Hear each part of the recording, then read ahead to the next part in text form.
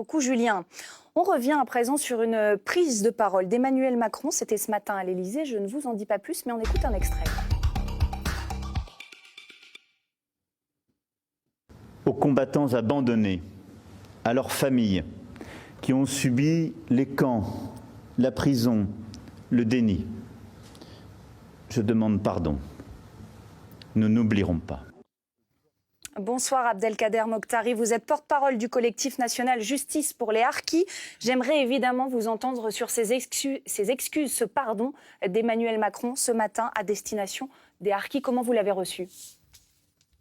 Bonsoir. Eh bien, écoutez, c'est quand même une annonce très importante pour toute la communauté harkie. C'est très bien que le chef de l'État reconnaisse enfin toutes les responsabilités commises à l'égard des familles de harkis. Et demander pardon, je considère que c'est quand même un geste courageux de sa part. Maintenant, cette reconnaissance et cette demande de pardon devra être suivie d'actes forts parce que il faut aussi réparer tous les préjudices qui ont été commis. Alors un acte courageux, Abdelkader Mokhtari, mais qui ne vaut rien sans des actes. On va évidemment continuer à en parler ensemble. On va justement se poser la question de ces actes. Quels pourraient-ils être ? Mais pour bien comprendre votre histoire et celle des Harkis, je vous propose de regarder un sujet qui nous résume tout cela et qui est commenté par Naoufel El Kawafi. On sait que des harkas de volontaires ont été levés dans les douars pour participer à la sécurité du pays. Ils étaient 150 000 à aider la France à lutter contre l'indépendance de l'Algérie. Les Harkis, ces supplétifs de l'armée française, souvent des paysans pauvres. À la fin de la guerre, la France évacue les pieds noirs mais abandonne la plupart d'entre eux. En Algérie, ils sont pourchassés, traités de collabos.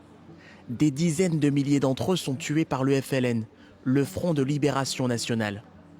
Certains ont réussi à rejoindre la France et fuir les représailles, le plus souvent en bateau, jusqu'à Marseille. Lafayette est arrivé ce matin à Marseille, venant d'Alger avec à son bord 259... Mais dans l'Hexagone, ils sont répartis dans des camps de transit et de reclassement aux conditions indignes.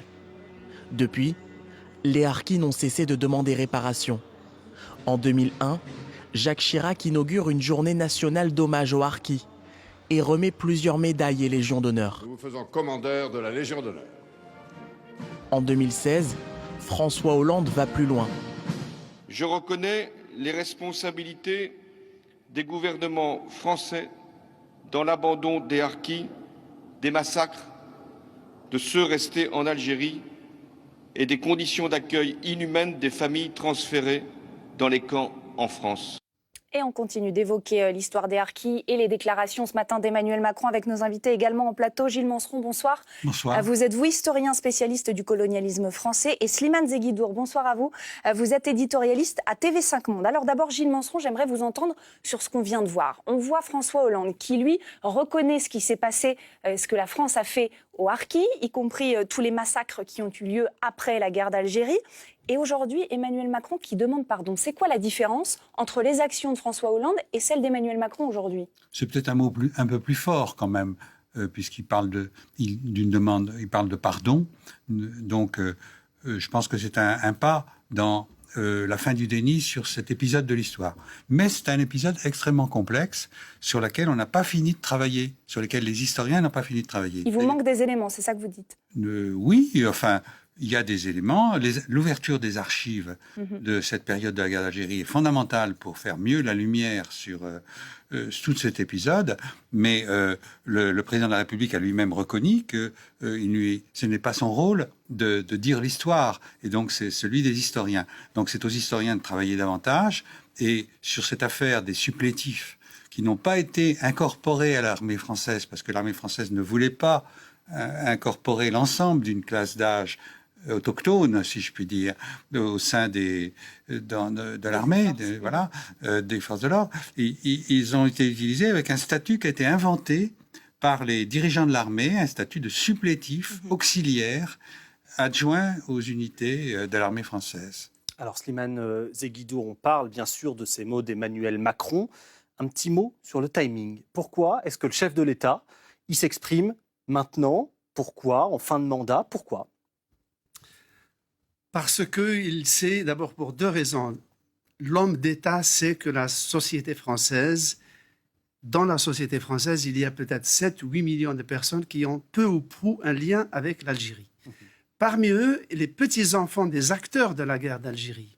Il y a des petits-enfants de Harki, des petits-enfants de combattants du FLN qui sont aujourd'hui français, de petits-enfants de gens de l'OAS, de petits-enfants de soldats, de petits-enfants d'appelés du contingent qui ont participé à cette guerre. Or, autant leurs parents ont été des ennemis irréductibles, autant tous ces descendants vivent ensemble, travaillent ensemble, se marient ensemble.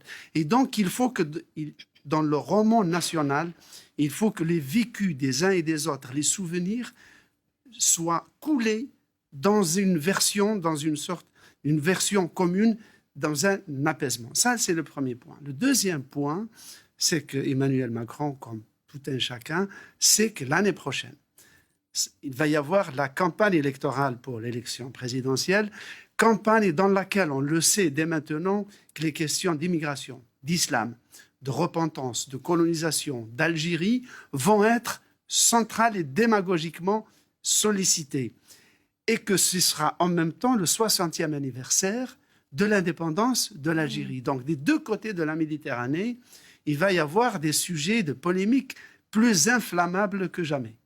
Voilà pourquoi ce mot, aujourd'hui, vers une catégorie de Français, en l'occurrence les enfants de Harki, est important, et probablement que le 17 octobre prochain, pour la commémoration de la répression des manifestations pro-FLN du 17 octobre 61, donneront peut-être l'occasion au président de dire aussi son petit mot sur la chose. Ouais, en tout cas, il est attendu à cette date forcément. On reviendra sur la réconciliation des mémoires que vous évoquiez à l'instant, parce qu'effectivement, c'est intéressant de se projeter à ce sujet. Mais avant cela, Abdelkader Mokhtari, un mot peut-être sur la loi de réparation qu'a aussi promis Emmanuel Macron, qui doit être en préparation actuellement. Est-ce que ça va concrètement changer des choses pour les harkis? Et si oui, quoi? Alors, si vous permettez, d'abord juste un petit mot sur cette réconciliation dont nous parlent les deux invités sur le plateau et vous-même. Moi, je crois qu'avant de parler d'une réconciliation entre le peuple français et le peuple algérien, comme l'a suggéré le président de la République, il faudrait déjà qu'il y ait une convergence des mémoires entre les différents groupes porteurs de mémoire ici en France. On n'a jamais véritablement dialogué entre les différents groupes harkis, pieds noirs, appelés du contingent, les réfractaires de la guerre d'Algérie, y compris d'ailleurs aussi le FLN, les anciens du FLN qui étaient présents sur le territoire français. Donc commençons par là, essayons déjà, tout à fait, établissons déjà un dialogue entre les différents groupes porteurs de mémoire ici en France, et après on pourra parler de réconciliation avec les acteurs de l'autre côté de la Méditerranée. Pour en revenir sur la loi de reconnaissance dont a parlé le président Macron, bon, moi, je ne suis pas convaincu qu'il faille absolument une loi de reconnaissance. Je pense qu'on peut procéder beaucoup plus simplement par la mise en place d'un décret qui instaurerait la création d'une commission d'indemnisation. Mais surtout, moi, je crois que ce qui est important, là aussi, il faut qu'il y ait du dialogue entre les représentants de la communauté harki et les autorités, qu'on puisse effectivement se mettre autour d'une table, faire effectivement une évaluation précise de tous les préjudices qui ont été commis à l'égard de cette population, qu'on puisse procéder aussi à une évaluation, et ensuite, effectivement, nous déciderons d'un plan de réparation. Là, j'ai l'impression qu'on met un peu la charrue avant les bœufs. On nous parle de la création d'un fonds d'indemnisation. On a entendu aussi des chiffres qui ont été évoqués par pas mal de journalistes qui tiennent leur source des conseillers proches de M. Macron. Voilà, je crois que ce chiffre d'ailleurs qui a été évoqué de 300 millions d'euros est très loin de correspondre à la réalité des préjudices subis. Donc là aussi, il y a une nécessité de dialogue, de concertation. Alors Gilles Manseron, vous êtes historien, vous avez entendu Abdelkader Mokhtari, c'est intéressant tout ce qu'il nous dit quand même, en nous disant on met un peu la charrue avant les bœufs, il faut une convergence des mémoires. Est-ce que vous êtes d'accord quasiment mot pour mot avec ce qu'il vient de nous dire? Je ne suis pas en désaccord. Je ne suis pas en désaccord avec la nécessité de confronter les mémoires, comme le souhaite M. Mokhtari, mais le passage par l'histoire est un passage obligé. Et il est différent de ce recueil des mémoires et cette confrontation des mémoires, parce que ça veut dire se plonger dans les archives et reconstituer comment les choses se sont mises en place. Or, le recrutement par l'armée française de supplétifs, ça n'a pas été fait qu'en Algérie, c'était fait aussi au Maroc, en Indochine, dans d'autres territoires de l'Empire.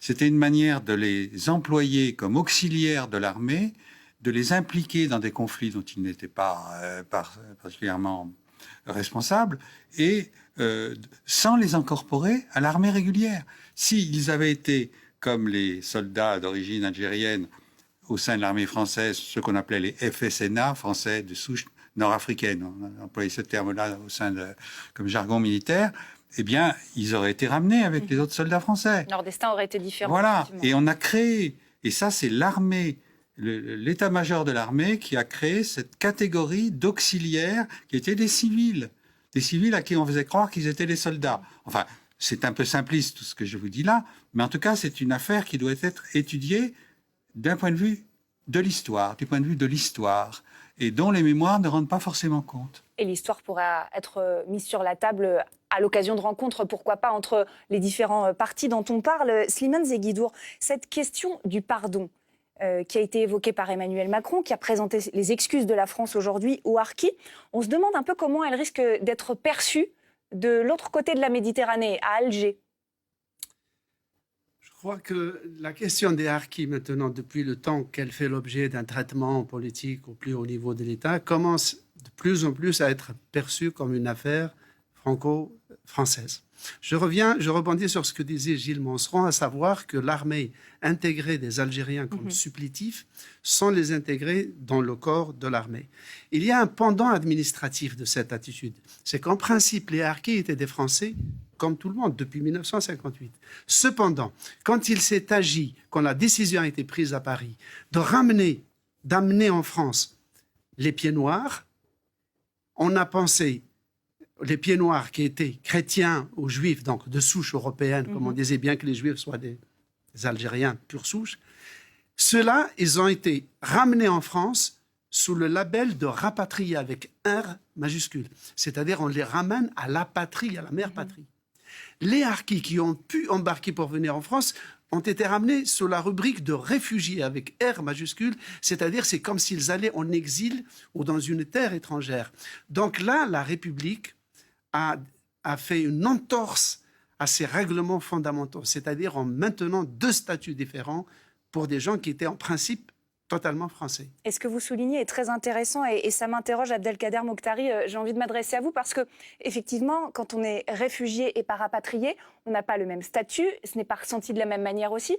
On a souvent entendu des harkis ou leurs familles dire voilà, moi parfois je ne sais plus forcément où est mon pays. Est-ce que c'est la France? Est-ce que c'est l'Algérie? Dans les deux, je ne suis pas forcément reçue comme j'aimerais et comme il faudrait. Est-ce qu'aujourd'hui, ce que dit Emmanuel Macron et ses excuses, cette demande de pardon, ça change, vous, quelque chose pour vous sur votre appartenance ou votre sentiment d'appartenance?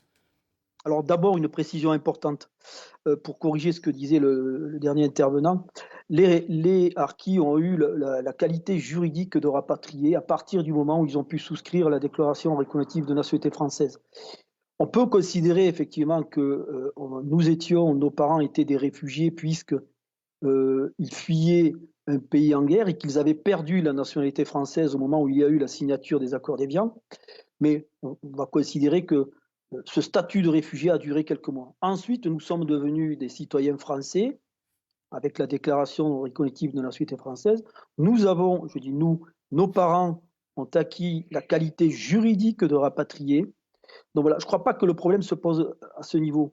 Par contre, il y a effectivement, eu un distinguo entre ceux qu'on a appelés les rapatriés d'origine européenne, les pieds noirs, et les rapatriés d'origine nord-africaine. Ce sont les termes utilisés par les pouvoirs publics dans l'application des différents dispositifs qui avaient été mis en place pour la réinstallation et l'indemnisation des biens perdus en Algérie.